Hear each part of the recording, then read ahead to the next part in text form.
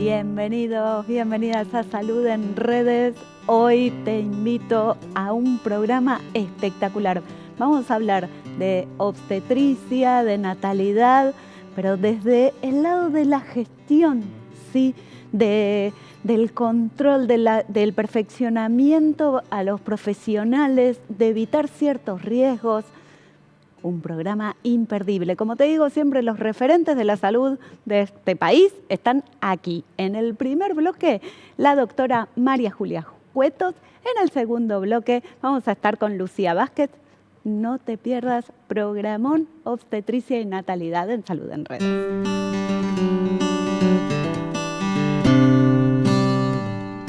Muy bien, en este primer bloque estamos con la doctora María Julia Cuetos. Ella es ex coordinadora de la Dirección de Salud Perinatal y de Niñez del Ministerio de Salud de la Nación. Muchas gracias por venir, María Julia. Hola, ¿qué tal, Marina? Gracias por la invitación. No, por nada. Ante todo. Bueno, vamos a hablar de un tema muy novedoso para quienes no están en el ámbito de salud, que es la simulación clínica. Lo primero, me imagino que hay simulación clínica en todas las áreas de la salud, pero quería preguntarte cómo es la simulación clínica en obstetricia y qué se mide, qué se busca con la simulación clínica. Sí, la simulación clínica para nuestro país es relativamente joven, porque vos pensás que hay una sociedad de simulación que se fundó en el año 2016, pero desde el Ministerio, en el área de obstetricia particularmente, que fue uno de los pioneros en utilizar la simulación, comenzó en el año 2011. ¡Qué bárbaro! En su momento el Ministerio adquirió un simulador de alta fidelidad, la Noel, que actualmente se encuentra en el Centro de Simulación del Hospital del Cruce. ¿Por qué? Porque el área de obstetricia y ginecología, que era el área que yo coordinaba dentro de la dirección, junto con el área de neonatología, que entre los dos forman perinato, a fin de año tienen una nota. Y esa nota son las tasas de mortalidad infantil y la tasa de mortalidad materna. Terrible. Específicamente en el área mía, ¿cómo haces para bajar la tasa de mortalidad? Uno tiene que llevar al territorio acciones para poder después lograr esos números que uno planifica o que uno pretende, porque sabemos lo que implica la mortalidad materna, no es una muerte más. No. Y la educación tradicional, las clases, ya era algo que uno veía que cuando convocaba a un grupo para capacitar, no había estímulo. Uh-huh. Y si uno ve cómo aprende el adulto aprende muy distinto. Entonces sabemos que con escuchar y leer, la capacidad de aprendizaje es muy baja. Totalmente. Haciendo, la capacidad de aprendizaje aumenta, así que la simulación es aprender haciendo. Qué bárbaro. Donde vos estás protegido y donde vos te podés equivocar. Entonces, habíamos hecho un gran relevamiento de lo que estaba pasando con las muertes maternas. Las muertes maternas en ese momento con mayor incidencia eran los trastornos las muertes maternas de causa obstétrica directa, los trastornos hipertensivos del embarazo, la hemorragia y las situaciones que se denominan por aborto. En el área manejábamos la hipertensión y la hemorragia. Las situaciones por aborto eran en ese momento del Programa de Salud Sexual y Reproductiva, hoy Dirección Nacional. Uh-huh.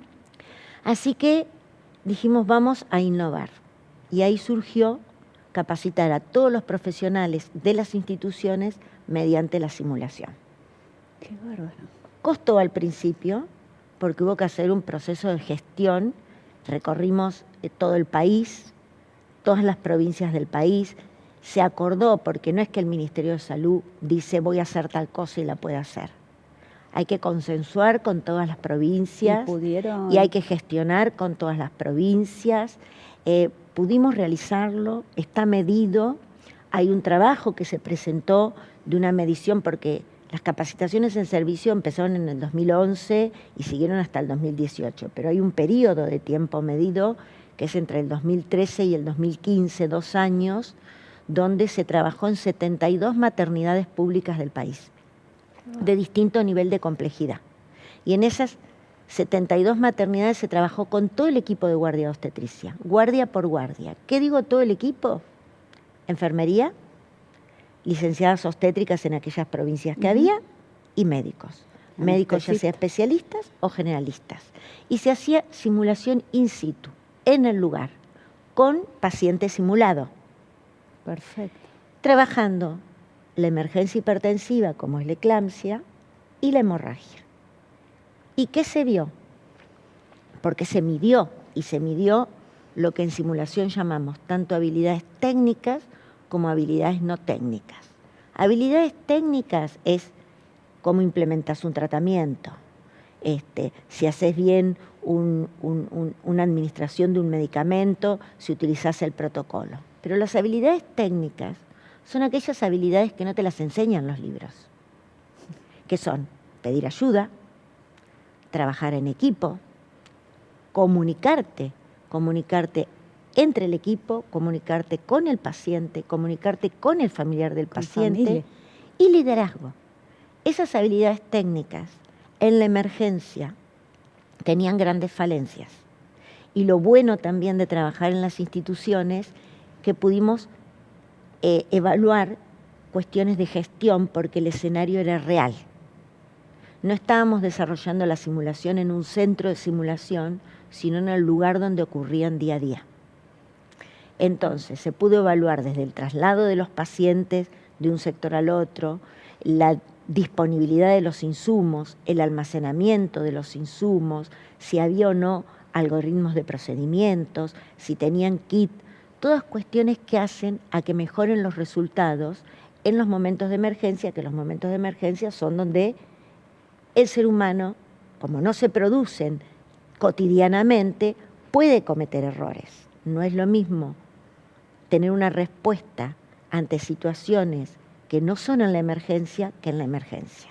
Totalmente. Esto te permite entrenarlo y estar preparado de otra manera. Más de 3.000 profesionales en esos 2 años se entrenaron y después la simulación en el país es como que proliferó. Eso te iba a preguntar, ¿pudieron descentralizarlo? Sí, a sí. ver, más allá de viajar ustedes, en como ese momento, ir dejando en ese lugares... momento, además de desarrollarse en lo público, digamos, desde el Ministerio de Salud, que en muchos países tardó que los ministerios de salud la tomaran, pero acá lo tomaron rápidamente, también ya se estaba desarrollando en lo privado.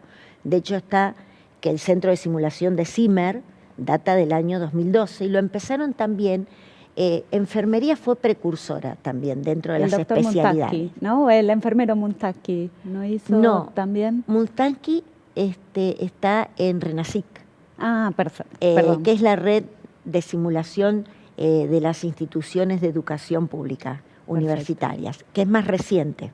Perdón. Pero enfermería lo empezó a desarrollar con gabinetes hace mucho tiempo y después, hoy en día, no hay casi universidad que no tenga un gabinete, un centro, un espacio de simulación.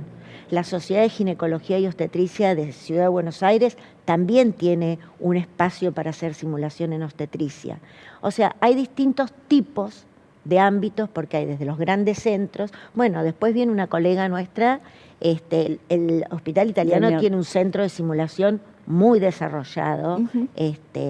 Y en el centro de simulación se trabajan todas las especialidades. Y lo que uno trabaja en simulación es desde entrenar una competencia, o sea, RCP, es simulación. Claro. Entonces, uno entrena desde cómo colocar una venopuntura, una AVOCAT, hasta cómo desarrolla una situación de crisis. CMR, que le llaman. ¿Por qué? Porque trabaja todo el equipo completo. Todos los que en una emergencia... Estamos muy acostumbrados a decir, tomen la presión. Claro. ¿Y quién se hace cargo? ¿Y quién hace, quién puntúa? Totalmente. Porque estamos educados muchos años en la facultad de que solo se puede pedir ayuda es porque no sabés si pedís ayuda. No, y es todo lo contrario. Totalmente. Aparte estaba pensando desde, a ver, el libro no va a, no sé, a contemplar, o en una clase en una universidad no se va a contemplar las diferencias edilicias, las diferencias del contexto, del entorno, la afectividad de las personas que se acercan y que están teniendo una crisis. ¿Qué pasa con esta mujer que está sufriendo? Está comprobado por evidencia que en un momento de emergencia hay muchos mejores resultados con el paciente. Si vos lo llamás por el nombre, por supuesto, que si vos, como antes, a la paciente obstétrica, lo menos que se la llamaba era por el nombre. El mamita, famoso gordita, el mami, sabemos que aún no está desterrado del todo. Terrible. Y la paciente responde de otras características cuando vos la nominalizás. Totalmente. Porque tiene su identidad y se siente que ella es, justamente, hoy en día la medicina es basada en el paciente y la familia. Entonces, hubo que hacer todo un cambio de procesos institucionales. Y la simulación al área de obstetricia le sirvió para impactar en los números de muerte materna, pero bueno, no es que porque vos lo hagas una vez es suficiente. Eso, a ver, a eso apuntamos. Está discontinuado. Hay que seguirlo. Proyecto. Desde el Ministerio de Salud sí está discontinuado, pero las provincias lo han tomado. Hay muchas provincias que lo han tomado desde distintos ámbitos. Tanto han trabajado en conjunto con las universidades, están haciendo, hay espacios de simulación, por ejemplo, en provincia de Buenos Aires, el Hospital Balestrini tiene un espacio de simulación, está el Hospital del Cruce de Florencio Varela, que tiene un hermoso centro de simulación, la maternidad de San Isidro, bueno, que ahora no me acuerdo el nombre, también tiene un espacio de simulación. Lo importante es que en las instituciones haya gente que tenga ganas de hacer algo distinto, porque el perfil del instructor es muy distinto que el perfil del docente clásico. Y no son estrategias que se excluyen, sino que se complementan. No es que porque está la simulación vamos a dejar de lado la formación clásica. No, porque hay cosas que vos debés y tenés que estudiar, leerlas, pero después hay otras que en la acción y en el equivocarte, determinadas técnicas para la hemorragia, hay que practicarlas y hay que saber usar el insumo fuera de la emergencia para que cuando vos te toca la emergencia puedas colocar ese insumo en la paciente que está sangrando con seguridad. Totalmente. Entonces, eso es importantísimo. Es fundamental. Muchas gracias, María Julia. Qué interesante. Me puedo quedar horas escuchándote y tengo un listado así de preguntas. Venís otro día, y yo por hablaría favor. Un montón, porque me apasiona el tema de la simulación. Sí. Quiero aprovecharte para decir que también formo parte de SACIN, que es la Sociedad Argentina de Simulaciones Clínicas y Seguridad del Paciente, que vamos a tener ahora nuestro congreso en septiembre, el 10 y el 11 de septiembre. Y bueno, y estoy desarrollando actividades también en el Centro de Simulación de CIMER, donde gratuitamente se traen a profesionales de todo el país a entrenarse. Uy, qué bueno. Bueno, después del congreso te invito con las conclusiones del congreso. ¿Nos traes? Perfecto. En el próximo bloque, la doctora Lucía Vázquez. Auspicia este programa Nedutec, consultora de neurociencias, educación y tecnología. www.nedutec.org. Capacitación profesional, investigación, atención en salud y asesoramiento a familias, instituciones y empresas. infonedutec@gmail.com. En este segundo bloque de Salud en Redes estamos con la doctora Lucía Vázquez. Ella es la subjefa, ahora sí, del Servicio de Obstetricia del Hospital Italiano. Exacto. Muchas gracias por venir. Gracias por la invitación. Bueno, un placer. Me quedé muy asombrada con algo de la entrevista anterior, sí, que es sobre el riesgo y las emergencias maternas y las emergencias en obstetricia, que en realidad estamos muy acostumbrados a romantizar el momento. Totalmente. Y no tenemos en cuenta muchas Lo que puede veces pasar. de lo que puede pasar, ¿no? 100%. Bueno, creo que por suerte las emergencias en obstetricias son raras. Justamente por eso la simulación es una herramienta que nos permite perfeccionar nuestro modo de actuar en esas situaciones que por supuesto no pasan todos los días. Ujú. Y lo que decía la doctora antes es re importante porque uno en esos momentos muestra qué fallas tiene en el funcionamiento de equipo y tiene la posibilidad de practicarlas. Cometer el error, volver a practicarlo y darnos cuenta cómo es la dinámica que podemos tener con nuestro equipo para funcionar mejor en esos momentos. No solo lo técnico, sino esta habilidad de ordenarnos, comunicar, y eso muchas veces es lo que hace la diferencia en una emergencia. Totalmente. Y no solo eso, sino que, bueno,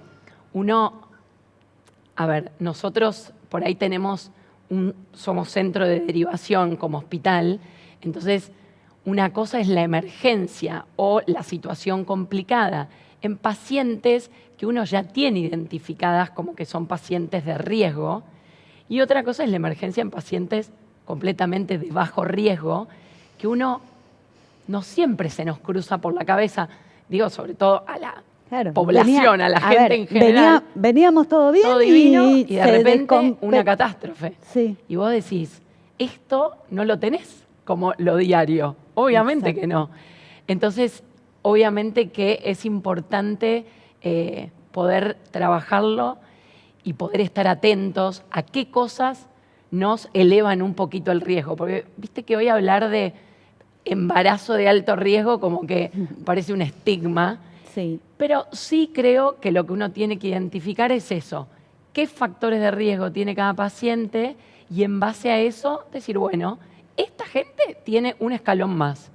Bueno, tengo que mirar, estar más atento a determinado tipo de complicaciones que otros por ahí no tienen, porque la mayoría de las complicaciones suceden en pacientes que no tenían nada previo, Totalmente. porque son la mayoría también. Por supuesto. ¿Y qué lugar, estaba pensando, qué lugar se le da a la paciente? ¿Qué poder qué información tiene? ¿Qué poder de decisión tiene? Bueno, ¿Cómo se trabaja? Porque me parece que es un tema... Es un capítulo enorme. Sí.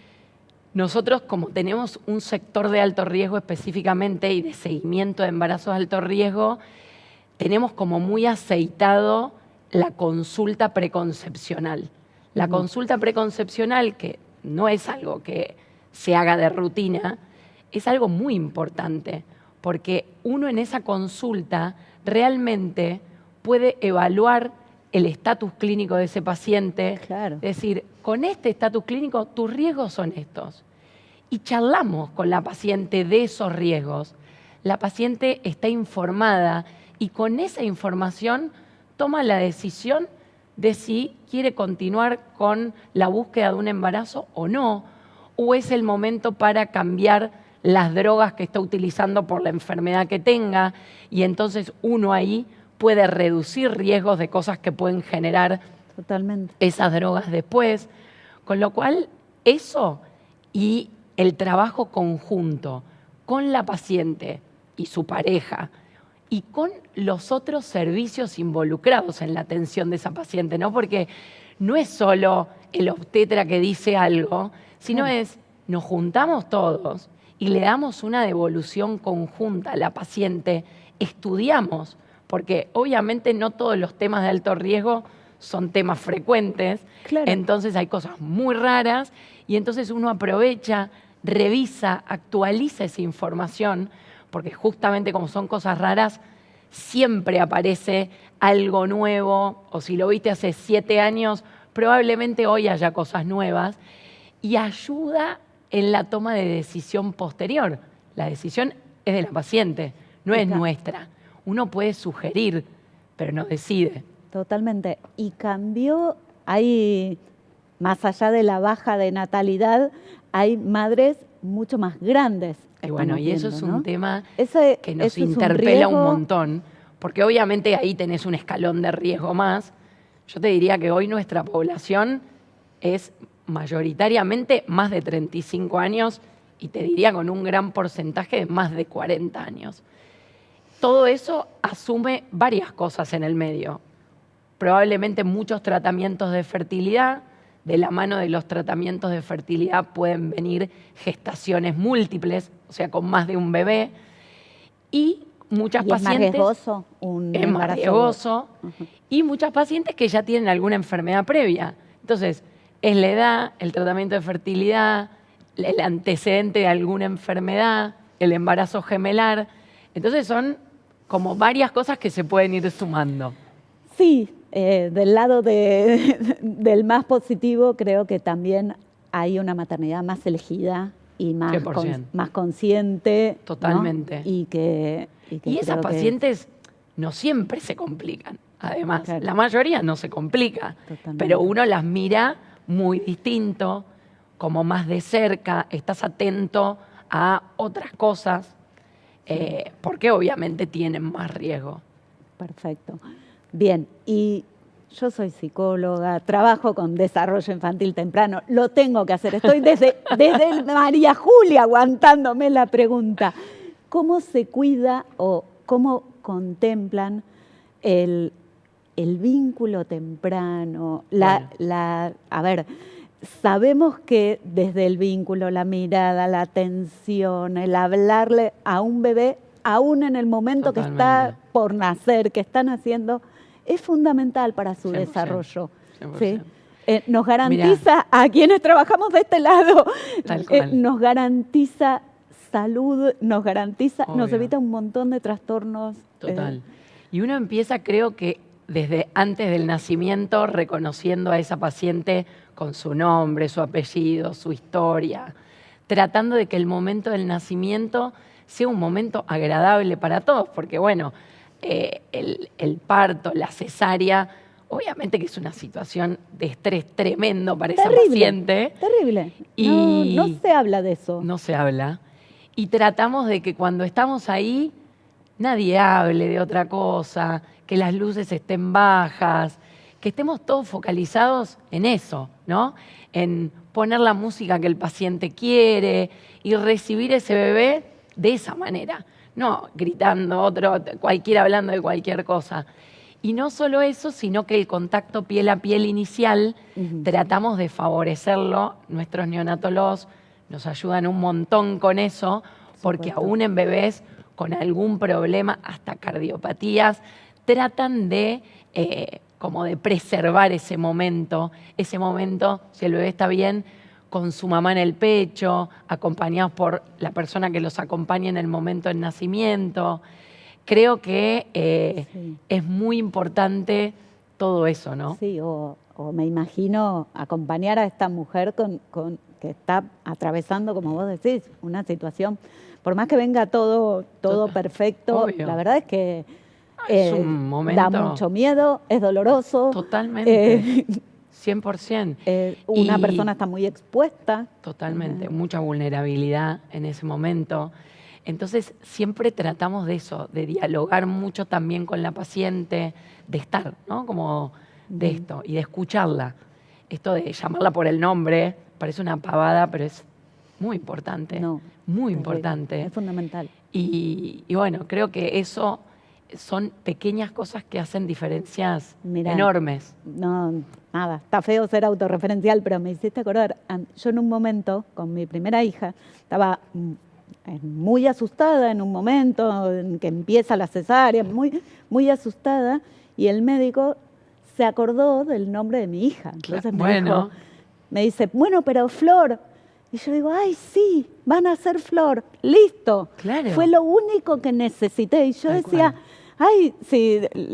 Después le agradecí mucho al obstetra. Le decía, vos tenés que llevar esa técnica Bueno, a todo el mundo. Vos sabés que hay algo antes de empezar una cesárea, o menos en el parto, pero en una intervención, es la pausa quirúrgica, que es donde uno expresa todo lo que va a hacer, que el paciente sea el correcto, bueno, todas esas cosas. Sí. Y ahí nosotros siempre decimos el nombre del bebé. ¿Van a ser? esta persona, o sea, con este nombre y esta mamá y esta historia. Eso Y eso creo que creo que ayuda un montón. ayuda un montón. Sí. Sí, bien. Y te llevo un poquitito, porque aparte de obstetra tenés un rol docente, Obvio. ¿no? Sí. Sí. Bien. ¿Cómo trabajás con eso que están haciendo Bueno, nosotros ahora? tenemos docencia de distintos tipos, porque es un hospital que tiene residentes, o sea que todo el tiempo estamos haciendo docencia con nuestros residentes. Además, tenemos cursos de posgrado, donde la simulación está muy metida en el medio, Sí. con lo cual ahí también uno hace muchísima docencia a gente que ya está en otra etapa, ha finalizado la residencia la mayoría, y la mayoría tienen muchos años de experiencia. Y vos decís, qué loco, ¿qué le puedo ofrecer a esta gente? Y le podés ofrecer un montón, porque esas instancias, no solo de transmitir el contenido médico, sino de esto, de la relación, de cómo relacionarlos con los que tenemos al lado, de cómo trabajar en equipo. O sea, para mí son cosas fundamentales. Y también tenemos, obviamente, docencia de pregrado, alumnos de la facultad. Claro. Y bueno, lo hacemos todos los días. Tenemos alumnos en el consultorio. O sea, para nosotros es algo de todos los días. Nos formamos en docencia, obviamente, con lo cual, nada, es otro tipo de formación que uno tiene que hacer, pero para poder redundar en positivo en todos esos espacios que compartimos con quienes aprenden de nosotros. Totalmente. Bueno, muchísimas No, gracias, gracias Lucía. a ustedes. Le voy a agradecer también a María Julia. Qué lindo programa. Un placer. Me encantó. Y realmente cuando hablamos de determinadas dificultades, y las podemos reducir un poquito. Totalmente. Y podemos estar atentos. Nos volvemos a encontrar el próximo martes a las 18 horas. Beso enorme.